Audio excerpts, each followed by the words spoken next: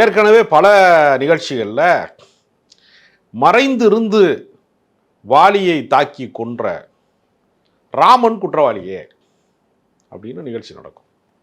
அவர் குற்றவாளியேன்னு ஒருத்தர் வாதிடுவார், குற்றவாளி அல்ல என்று ஒருத்தர் வாதிடுவார்.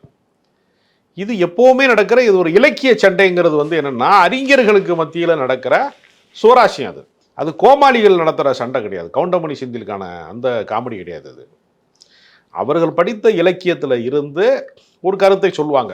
அதாவது ஒருத்தர் எழுதியதை மேற்கோள் காட்டி அது சுவராசியம் கூட்டணுங்கிறதுக்கு என்ன வழி அப்படின்னா முரண்பட்ட கருத்துக்களை சொல்கிறது.